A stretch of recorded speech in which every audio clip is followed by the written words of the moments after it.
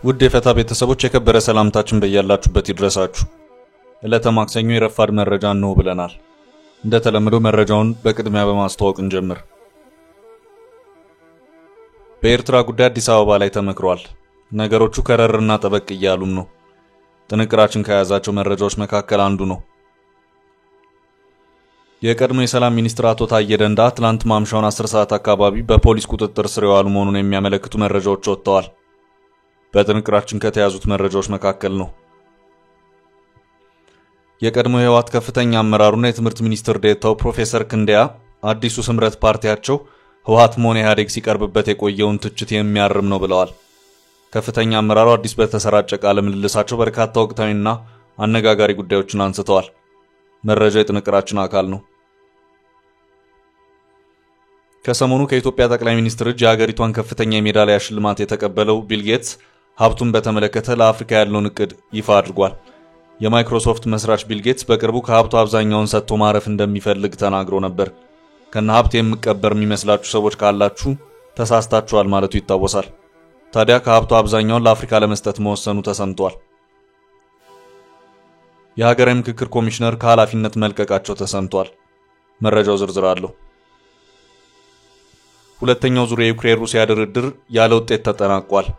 ሩሲያ ከበድ ያሉ የመደራደሪያ ሐሳቦችን ማንሳቷ ለድርድር ወደፊት መግፋት አለመቻል ዋናው ምክንያት ሆኗልም እየተባለ ነው። ጥንቅራችን ላይ ያደረሳችሁ ከያዛቸው መረጃዎች መካከል ነው። የእስራኤል ጦር አዲስ የጥቃት አይነት በጋዛ ላይ እየፈጸመ መሆኑ ተነግሯል። ጦሩ ብረት ለበስ ወታደራዊ ተሽከርካሪዎችን ሙሉ ፈንጅ በማስታጠቅ በርቀት መቆጣጠሪያ በመጠቀም በጋዛ ከፍተኛ ፍንዳታ እንዲፈጠር ማድረጉ ነው የተነገረው። ማዕከላዊ እስራኤል ድረስ እየተሰማ ስላለው ፍንዳታ መረጃ ይዘናል። እስከ ፍጻሜው አብራችሁን ቆዩ። የምንለቃቸው ለታይትኩ ዜናዎች እንዲደርሷችሁ ላይክ፣ ሼር፣ ሰብስክራይብ ማድረግ እንዳትረሱ። በማይታመን ዋጋ መሃል አዲስ አበባ ላይ ካሉበት ሆኖ ቤት ይግዙ። ከዲያስፖራ መንደር ዲኤምሲ ሪል ስቴት ቀድሞ ለመጡ 20 ሰዎች 30% ቅናሽ አዘጋጅተናል። 8% ብቻ ከፍለው ቀሪውን በግንባታ ሂደት ይከፍላሉ። 60% የባንክ ብድርም ተመቻችቶሎታል። የትም ሀገር ሆኖ ቢገዙ በ3 ቀን በዲኤችኤል ካሉበት እናደርሳለን። ከስቱዲዮ እስከ ባለ 4 መኝታ ከ431 ሺህ ቅድመ ክፍያ ጀምሮ እንዲሁም የንግድ ሱቆችን አዘጋጅተናል። በ65 ሺህ ካሬ ሜትር ላይ ያረፉትና በአልሙኒየም ፎርም ቴክኖሎጂ የተገነቡት አፓርትመንቶቻችን ከሊፍት እስከ መዋኛ ገንዳ ያሟሉ ናቸው። ለመጨረሻው ህንጻ በቅናሽ ዋጋ ይሻሙ። ስልክ 0980495176 0910034497 ይደውሉ። ዲኤምሲ። በኤርትራ ጉዳይ አዲስ አበባ ላይ ተመከረ። በኤርትራ ጉዳይ አዲስ አበባ ላይ ተመከረ መሆኑ ታወቀ። ስብሰባው በዚሁ ሰሞን የተካሄደ ነው። ምክሩን ያካሄዱት በዓለም አቀፍ ደረጃ ኤርትራን መንግስት እየታገሉ ያሉት ብርጌድ ንሓመዱ የተባሉት አመራሮች መሆኑን የኢንሳይድ አፍሪካ ዘገባ አመልክቷል። ከተለያዩ ሀገራት የተሰባሰበው የእንቅስቃሴው መሪዎች ያካሄዱት ስብሰባ መሆኑም ታውቋል። በኢትዮጵያና የኤርትራ መንግስታት መካከል ግንኙነት መሻከራቸውን ተከትሎ ከቅርብ ጊዜያት ወዲህ ከረር ያሉ የቃላት ጦርነቶችም ይስተዋላሉ። ይኸው በአዲስ አበባ የተካሄደው የብርጌድ ንሓመዱ አባላት ስብሰባ ምን አጀንዳ ይዞ እንደመከረና ምን አይነት ውሳኔዎች እንዳሳለፈ ግን ዘገባው ያለው ነገር የለም። ስብሰባው በዝግ የተካሄደ መሆኑም ታውቋል። ብርጌድ ንሓመዱ የፕሬዝዳንት ኢሳያስን መንግስት ለመጣል ዓለም አቀፍ እንቅስቃሴ እያደረገ ያለ የኤርትራ ዲያስፖራዎች ስብስብ ነው። አባላቱ ቀደም ያለው እንቅስቃሴው በአውሮፓና በሰሜን አሜሪካ ሲሆን ከተወሰኑ ጊዜያት ወዲህ ግን በኢትዮጵያም ጭምር እንቅስቃሴ እያደረጉ መሆኑን የሚያመለክቱ መረጃዎች እየወጡ ነው። በኤርትራ መንግስት በኩል ከህወሓትና ከህወሓት ወታደራዊ አመራሮች ጋር ግንኙነቶች ተጀምረዋል በሚል የሚሰሙ መረጃዎች አሉ። ብርጌድ ንሓመዱ የተባለው ዓለም አቀፍ እንቅስቃሴውን ከፊት ሆነው ከሚመሩ ግለሰቦች አንዱ መሆናቸውን የተናገሩትና በአንድ ወቅት ከቢቢሲ ጋር ቆይታ ያደረጉት አቶ በየነ ገብረ እግዚአብሔር እንቅስቃሴው በአዲስ አበባ ቢሮ የከፈተ መሆኑን የተናገሩ መሆኑ የሚታወስ ነው። የአዲስ አበባው ጽህፈት ቤት ተበታትኖ ለቆየው የብርጌድ ንሓመዱ እንቅስቃሴ አንድ መገናኛ ማዕከል ይሆናልም ሲሉ ነበር አመራሩ ከቢቢሲ አማርኛው ድረገጽ ጋር በነበራቸው ቆይታ የተናገሩት። ኃላፊው አክለውም በቀጣይ ወታደራዊ ማዕከሎች ሲቋቋሙ የአዲስ አበባው ቢሮ ማዕከላዊ ጽህፈት ቤት ሆኖ እንዲያገለግል ይደረጋል ሲሉም ተናግረዋል። የብርጌድ ንሓመዱ የዲፕሎማሲ ክፍል ኃላፊ የሆኑት አቶ በየነ ገብረ እግዚአብሔር ከዚህ ቀደም በምዕራባውያን ሀገራት ሲከናወን የነበረው የተቃውሞ እንቅስቃሴ ከሌሎች ሀገራት በተለየ መንገድ በኢትዮጵያ መጀመሩንም አክለው ለቢቢሲ ተናግረዋል። ብርጌድ ንሓመዱ ካለፉት 3 ዓመታት ወዲህ በተለይም በምዕራባውያንና መካከለኛው ምስራቅ ሀገራት እየተስፋፋና ትኩረት እየሳበ የመጣ ኤርትራውያን የተቃውሞ እንቅስቃሴ ነው።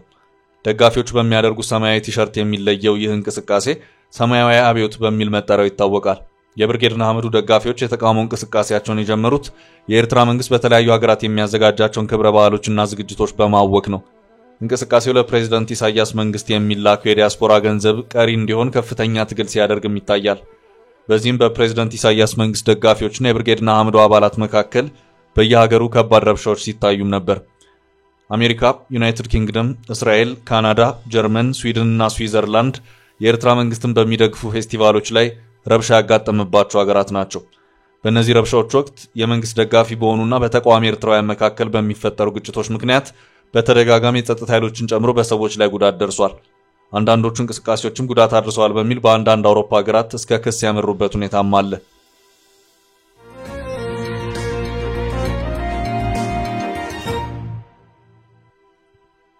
በቀጣይ መረጃ ታዬ ደንደዓ ታሰሩ። የቀድሞ የሰላም ሚኒስትር አቶ ታዬ ደንደዓ ትላንት ማምሻውን በፖሊስ ቁጥጥር ስር የዋሉ መሆኑ ታውቋል። ባለቤታቸውን ወይዘሮ ስንታየሁ አለማየሁን ዋቢ ያደረገው ቢቢሲ አማርኛው ድረገጽ አቶ ታዬ በፖሊስ ለጥያቄ እንደሚፈለጉ ተገልጾላቸው ትላንት 10 ሰዓት አካባቢ ከመኖሪያ ቤታቸው የተወሰዱ መሆኑን አመልክቷል።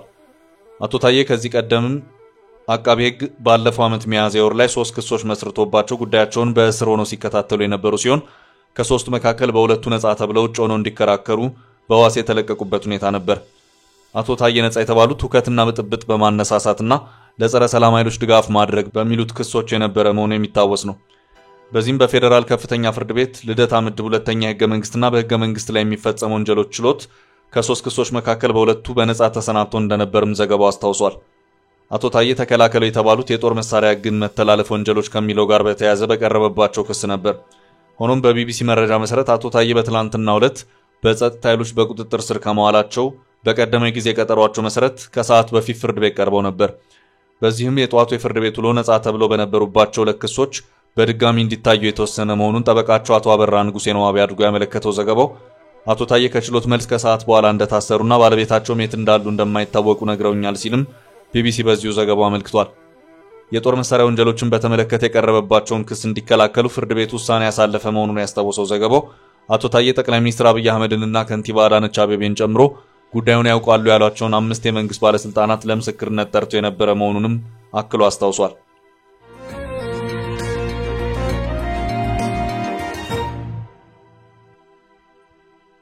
በቀጣይ መረጃ አመራሩ ከኃላፊነት ለቀቁ። የሀገራዊ ምክክር ኮሚሽነር ተገኘ ወርቅ ጌቱ በፍቃዳቸው ከኃላፊነት የለቀቁ መሆኑ ታወቀ። የዘገባው ምንጭ ዋዜማ ነው።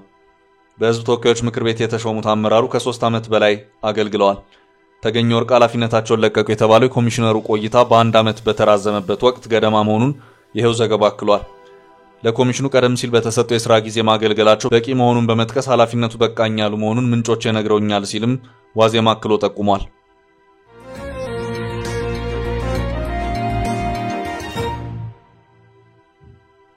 በቀጣይ ርዕሳችን የህወሓትን ስህተት እናርማለን።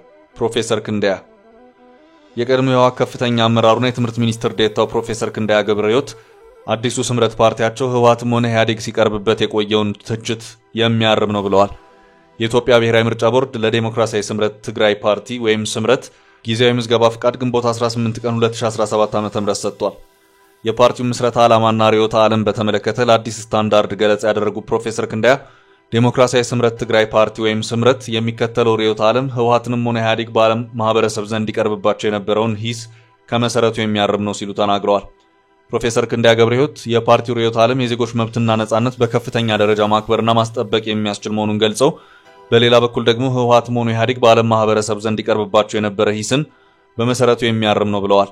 አያይዞም በቀጣይ በክልሉ በሚደረጉ የመስራች ጉባኤ ላይ የፓርቲው ከፍተኛ አመራሮች እንደሚሳተፉ ገልጸው አሁን ላይ ደህንነት ስጋት መኖሩ እውነት ቢሆንም ጊዜያዊ አስተዳደሩ ይህን ችግር ለማቃለል ይሰራል የሚል ተስፋ አለን ሲሉ ተናግረዋል።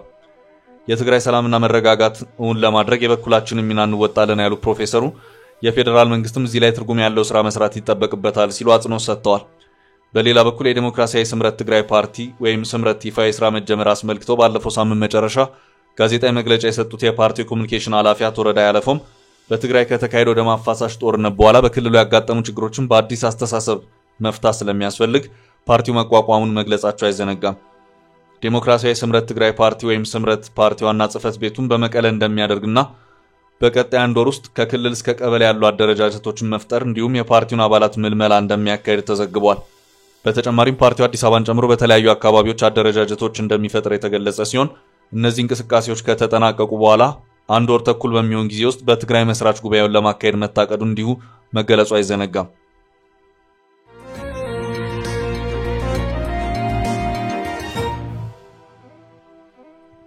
በቀጣይ ርዕስ ከቢል ጌትስ ሽልማት ጀርባ። ከሰሞኑ ከኢትዮጵያ ጠቅላይ ሚኒስትር እጅ ሀገሪቷን ከፍተኛ የሜዳሊያ ሽልማት የተቀበለው ቢል ጌትስ ሀብቱን በተመለከተ ለአፍሪካ ያለውን እቅድ ይፋ ሆኗል። የማይክሮሶፍት መስራች ቢል ጌትስ በቅርቡ ከሀብቱ አብዛኛውን ሰጥቶ ማረፍ እንደሚፈልግ ተናግሮ ነበር። ከነ ሀብቴ የምቀበር የሚመስላችሁ ሰዎች ካላችሁ ተሳስታችኋል ማለቱ ይታወሳል። ታዲያ ከሀብቱ አብዛኛውን ለአፍሪካ ለመስጠት መወሰኑ ተሰምቷል። ቢል ጌትስ ከሀብቱ አብዛኛውን ለሚቀጥሉት 20 ዓመታት በአፍሪካ ትምህርትና ጤና ላይ ለማሻሻል እንደሚያውል ገልጿል። የ69 ዓመቱ የዓለማችን ቱጃር በጤናና ትምህርት ያለውን አቅም በማብቃት እያንዳንዱ የአፍሪካ ሀገር ወደ ብልጽግና መንገድ መጓዝ አለበት ብለዋል። አዲስ አበባ ላይ መልእክታቸውን ያደረሱት ቱጃሩ የአፍሪካ ወጣቶች ሰው ሰራሽ አስተውሎት ኤአይን በመጠቀም የአህጉሪቷን ጤና እንዲያሻሽሉ ጥሪ አቅርበዋል። ቢል ጌትስ ከአጠቃላይ ሀብቱ 99 በመቶ የሚሆነውን ሰጥቶ ማለፍ እንደሚፈልግ ባለፈው ወር ገልጾ ነበር። የቢል ጌትስ ፋውንዴሽን እንደ አውሮፓ አቆጣጠር በ2045 ተልእኮውን እንዲያበቃ የሚጠበቅ ሲሆን በሚቀጥሉት 20 ዓመታት የሀብቱን 99 በመቶ ማለትም $200 ቢሊዮን ፋውንዴሽኑ እንደ አፍሪካ ባሉ አህጉራት ፕሮግራሞች መሰረት ሀብቱን ያከፋፍላል። ቢል ጌትስ ከ20 ዓመት በኋላ $200 ቢሊዮን ይደርሳል ተብሎ ከሚጠበቀው ሀብቱ ውስጥ 99 በመቶውን ለመስጠት ማቀዱን ያስታወቀው ባለፈው ወር ነበር።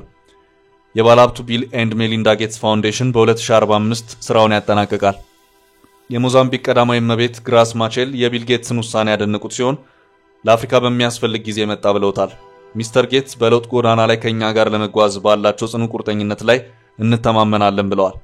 ቀዳማዊቷ እመቤት የቢል ጌትስ ልገሳ ጊዜውን የጠበቀ ያሉት የአሜሪካ እርዳታ ዩኤስኤድ በትራምፕ አስተዳደር እንዲቆም መደረጉን ለማመልከት ነው። የአሜሪካ እርዳታ መቋረጥ በአህጉሩ የሚመጡ አብዛኞቹ የጤና እና አስቸኳይ እርዳታ በአሜሪካ ላይ ጥገኛ መሆኑን አሳይቷል።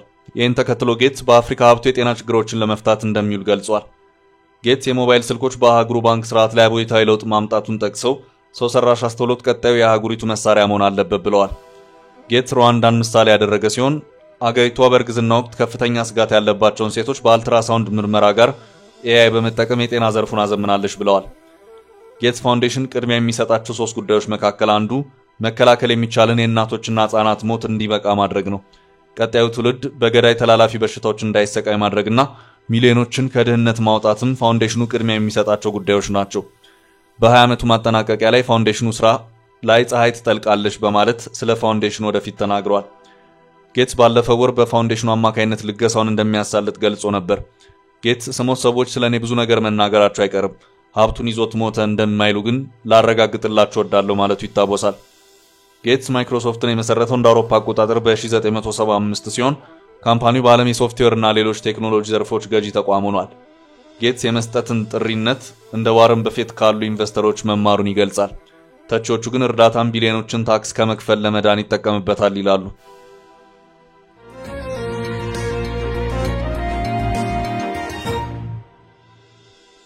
በቀጣይ መረጃ ድርድሩ ከሸፈ። የ12000 አስክሬን ልውውጥ ሊካሄድ ነው። በትላንትናው ዕለት በቱርክ ኢስታንቡል የተካሄደው የሩሲያ ዩክሬን ድርድር መልሶ ለማገናኘት ከመስማማት ውጪ የአስክሬን ልውውጥ ለማድረግ ከመግባባት ውጪ ምንም አይነት ሌላ ስምምነት ላይ መድረስ ሳይቻል ተጠናቀቀ። የቢቢሲና አልጀዚራ ዘገባዎች እንዳመለከቱት ከሆነ ዩክሬን የተኩስ አቁም ስምምነት እንዲደረግ ለሩሲያ ተደራዳሪዎች ሐሳብ አቅርባ የነበረ ሲሆን በሩሲያ ተደራዳሪዎች በኩል ይህ ሐሳብ ውድቅ ሆኗል። ከዚህ ውጪ ግን ሁለቱ ሀገራት የ12000 በጦርነት የሞቱ ወታደሮችን አስክሬን ለመለዋወጥ ስምምነት ላይ ደርሰዋል። እንደ ቢቢሲ ዘገባ ከሆነ በስምምነቱ መሰረት ዩክሬን 6000 የሩሲያ ወታደሮችን አስክሬን ለሩሲያ የምታስረክብ ሲሆን ሩሲያን በተመሳሳይ መልኩ 6000 የዩክሬን ወታደሮችን አስክሬን ለዩክሬን የምታስረክብ ይሆናል። በዚሁ የቱርክ ኢስታንቡል ድርድር ዩክሬን ተኩስ አቁም ይደረግልኝ በሚል ጠበቅ ያለ ሐሳብን ስታቀርብ በሩሲያ በኩል ግን በርካታ ጥያቄዎች ቀርበዋል። ከጥያቄዎቹ መካከልም በእጅ ላሉት የዩክሬን ግዛቶች የኔ ስለመሆናቸው ዓለም አቀፍ እውቅና ይሰጥልኝ የሚለው አንደኛው ነው። ሌላኛው ደግሞ ከዩክሬን ጦርነት ጋር በተያያዘ የተጣሉብኝ ዓለም አቀፍ ማዕቀቦች ይነሱልኝ የሚል ነው። ይህ ብቻ ሳይሆን ዩክሬን ኔቶን ጨምሮ የትኛው የጦር አደረጃጀት አባል አልሆንም በሚልም ፊርማዋን እንድታኖር ሩሲያ የጠየቀች መሆኑን ዘገባዎቹ አመልክተዋል። እንደ ቢቢሲ ዘገባ ከሆነ ሩሲያ በአሁኑ ሰዓት 20 በመቶ የሚሆነውን የዩክሬን ግዛት የተቆጣጠረች ሲሆን የኔ ግዛት መሆኑ እውቅና ይሰጥልኝ እያለች ያለችው ይህንኑ ሰፊ ግዛት ነው። ሩሲያ እንደ አውሮፓውያን አቆጣጠር በ2022 በዩክሬን ላይ ሁሉን አቀፍ መጠነ ሰፊ ወረራ መፈጸም ከመጀመሯ በፊትም ቢሆን በፈረንጆቹ አቆጣጠር በ2014 ክሬሚያ የተባለች የዩክሬን ግዛትን ተቆጣጥራ ወደ ግዛቷ ቀላቅላለች። ከዚህም በተጨማሪ ሩሲያ ዶኔስክ፣ ሉሃንስክ፣ ኬርሶን እና ዛፖሪዥያ የተባሉ ሌሎች ሰፋፊ የዩክሬን ግዛቶችንም በቁጥጥሯ ስር አስገብታለች። የሩሲያ ግዛት መሆናቸው እውቅና ይሰጥልኝ እየተባለባቸውም ያሉት እነዚሁ ግዛቶች ናቸው። በዚህም ሁለቱ ሀገራት በምን መልኩ በድርድር ሊግባቡ ይችላሉ የሚለው ጉዳይ ጥያቄ ሆኖ እንዲነሳ አድርጎታል። ሁለቱ ሀገራት በአሁኑ ሁለተኛው ዙር ድርድር ባይግባቡም ሌላ ሶስተኛ ዙር ቀጠሮም ተይዟል።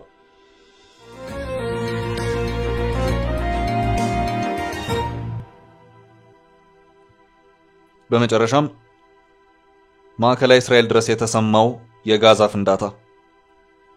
የእስራኤል ጦር አዲስ የጥቃት አይነት በጋዛ ላይ እየፈጸመ መሆኑ ተነግሯል። ጦሩ ብረት ለበስ ወታደራዊ ተሽከርካሪዎችን ሙሉ ፈንጅ በማስታጠቅ በርቀት መቆጣጠሪያ በመጠቀም በጋዛ ከፍተኛ ፍንዳታ እንዲፈጠር ማድረጉን የተነገረው። ለወትሮ ወታደሮችና አመራሮችን ለማጓጓዝና ለመጠበቅ የሚውሉት ብረት ለበስ ተሽከርካሪዎች ወደ ፈንጅነት ወደ አጥቂነት መለወጣቸው ተሰምቷል። በጋዛ በእነዚህ መኪኖች ላይ የሚጠመዱ ከፍተኛ መጠን ያላቸው ፈንጂዎች በተከታታይ ሲፈነዱ የታዩ ሲሆን የፍንዳታው መጠን ከፍተኛ በመሆኑ ፍንዳታው ማዕከላዊ እስራኤል ድረስ እንደተሰማ ተነግሯል። ይህም ያልተለመደ ክስተት ሆኗል። ከአየር ድብደባ ባለፈ የእስራኤል ጦር የጋዛን መሰረተ ልማት ለማውደም ሌላ ሁነኛ ታክቲክ ማግኘቱን የተነገረው። በማዕከላዊ እስራኤል የሚገኙ ማህበረሰቦች ጋዛ ላይ ፈነዳውን ቦምብ ተከትሎ የቤት መስኮቶቻቸው መንቀጥቀጣቸውን እንዲሁም መስታወቶች መሰነጣጠቃቸውን ሪፖርት አድርገዋል። ከጋዛ በርካታ ኪሎ ሜትሮች ርቀው የሚገኙ እስራኤላውያን ጭምር በፍንዳታው መረበሻቸውን የተነገረው። የእስራኤል ጦር የጌዲዮን ሰረገላ የተሰኘ ወታደራዊ ዘመቻ በጋዛ እየከወነ ይገኛል። እንዲሁ የወደመችን ጋዛ የበለጠ የማውደም ሂደቱ ቀጥሏል። የእስራኤል ጦር ያገለገሉ ብረት ለበስ ተሽከርካሪዎች ላይ በመቶች የሚቆጠሩ ፈንጂዎችን በማጥመድ በሪሞት መኪናውን በማንቀሳቀስ በጋዛ የታለመ ኢላማ ላይ ከፍተኛ ፍንዳታ እንዲፈጠር እያደረገ ይገኛል። ብረት ለበስ አጥፍቶ ጠፊ መኪኖች በርካታ ጊዜያት ወደ ጋዛ አስርጓል። እስራኤል መጠነ ሰፊ ጉዳት ለማድረስና በወታደሮቿ ላይ ሞትና ጉዳት ለማስቀረት ይህን አማራጭ መጠቀሟን ትናገራለች። መኪና ሙሉ ፈንጂ እያጠመደ በጋዛ ውስጥ ማፈንዳት ጎላን በተባለ የእስራኤል ብርጌድ የተጀመረ ሲሆን ሌሎች ይህንን አንድ ባንድ እየተገበሩ ይገኛሉ። የመኪና ፈንጂዎች የተዘጋ መንገድ ለማስከፈት፣ ህንፃ ለማፍረስ እንዲሁም የጠላት መሰረተ ልማት ለማውደም በእስራኤል ጥቅም ላይ እየዋሉ ይገኛሉ። እንደ ተባበሩት መንግስታት መረጃ መሰረት ጋዛ ያሉት ህንፃዎች፣ መኖሪያና መሰረተ ልማቶች 70% ባለፉት 16 ወራቶች ውስጥ ወድመዋል። ቻችን ለዛሬ ያዝንላችሁ ርዕሰ ጉዳዮች እዚህ ላይ ቋጨን። ላይክ፣ ሼር እና ኮሜንት በማድረግ ለቻናላችን ድጋፋችሁን መግለጽ እንዳትዘነጉ እያልን ከሌሎች መረጃዎች ጋር ደግመን እስክንገናኝ ቸር ያሰማን ስንል ተሰናበትን።